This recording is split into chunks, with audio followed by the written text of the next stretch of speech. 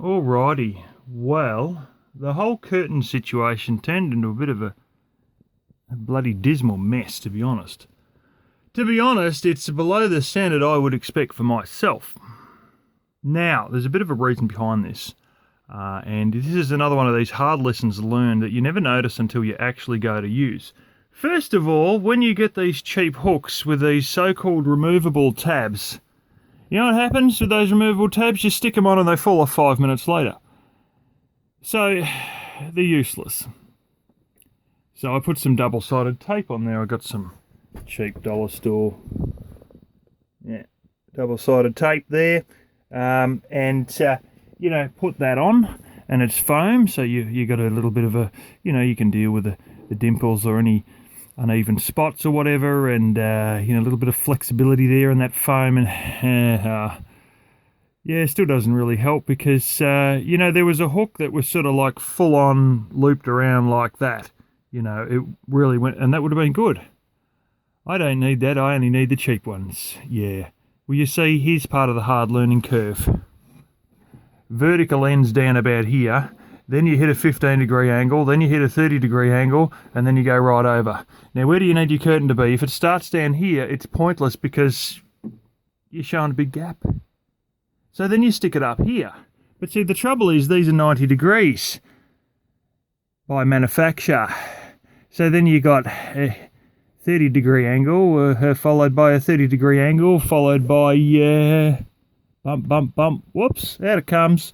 And it's I should have got different hooks. Even having said that, when they've got a good, not a fairly thin attachment like that one, but even when you got a better attachment like that one, they can still then bloody turn around and pull off because the double-sided foam tape isn't a good brand. It's just dollar store crap. Oh yeah. And then you try and get two curtains on at once, and then you realise, well, this one's not fitting, and then the hook falls off, so you move it across about half an inch, and then you realise this one now no longer fits because you move that across half an inch. Oh man. Starting to see the benefit of cargo vans. Yeah, because you could have a steel hook or a complete blimmin', loop in on itself or something, something serious like a hook that you could bend right around into almost a full circle. Now, I can get these ones that are a cable tie type one that you do wrap right around and click on in a full circle. I should have got those. I also should have got maybe 3M double-sided tape, not dollar store double-sided tape. And I try to separate these curtains with the idea that like I have to look out this window. I was driving this to work just to keep it, keep the battery topped up and keep all the works and jerks moving and stuff there, give it a bit of a run as you do. And when I merge, I've got to look out this window. So I thought, well, maybe if you put curtains elsewhere, but you have this window and the other window behind the driver's door, so you can see out of them, and then they'll be good and you can take them off. And then, then you create more hooks and bits and pieces. And the only thing that's any good is these ones on the blooming handles here. And they're actually those loops that you use for, like, folders. Now, sometimes people just have a bunch of papers instead of having it in a folder. And they're the little loops that hook through and, they click in and they click out. They've been fantastic. I tried to put carabiners around there and they wouldn't go because they just weren't big enough carabiners, but yeah, aside from that, we have the inevitable slight amount of sag and whatnot, but they're about the best. To be honest, the curtains have been a bit of a failure. I do have some other curtains. I may pause and go and show you those. At the moment, I'm still leaving all of this in place because I'm going to try and put reflectives in the window and sleep in here, and I think, I hope reflectives will be a lot better. And as I've mentioned before, this van's fairly good in terms of having a gap right down the edge there where you can literally stick your fingers in when your phone actually is going to focus, and it doesn't seem to be focusing very well at all, this video. One that did turn out well is the one on the back of the tailgate here, because those two there stayed perfectly vertical. I've actually had a look, and there's a bit of the tailgate, without showing me car that I've got parked behind me. In there's a piece, like I reckon you can get a hook on there. And then you'll have more vertical ones. And so I might end up putting a hook on there on the tailgate and the same on the other side. But I did actually drive about a mile or so around corners and over bumps and everything with this back one on, and the damn thing stayed in place perfectly, which was quite remarkable considering all the other ones that just fall off on a bloody whim. So yeah, hard lessons learned.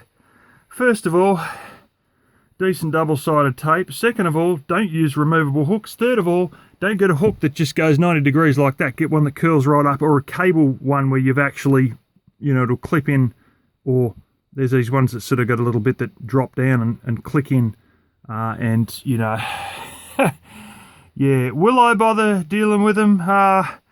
Maybe in the future, but at the moment, I'm a little bit sick of blooming curtains being asses, and yeah, you know, probably in the future I might be, but I'm just a bit over curtains at the moment because it's been a failure that shouldn't have failed this badly from someone who does sewing as much as I've done. You know, but it's all about this whole, the van doesn't go up and across it, you know, straight, 15 degrees, 30 degree, you know. Anyway, I might put you guys on the pause and we'll go and have a look at the other ones I've got for the cabin, which sort of reach across with the handles that are closer to the front, that I won't be putting in, at least for now. But they actually are really good, and I've designed them quite well, and I'll show you those.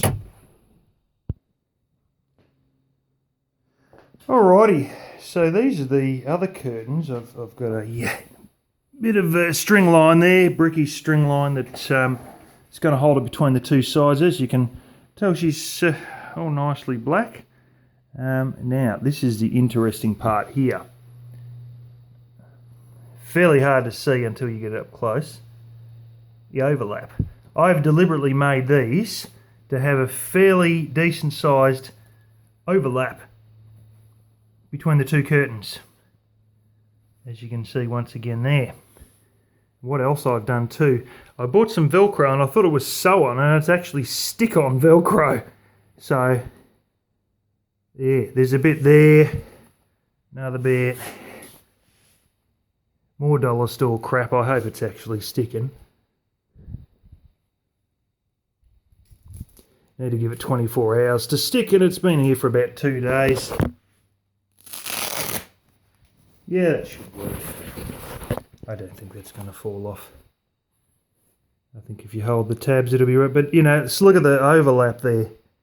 So that's to stop any gap, but that sort of goes behind the two front seats, and regardless the camera's showing it in grey, it is indeed black. Black as your boot, probably blacker.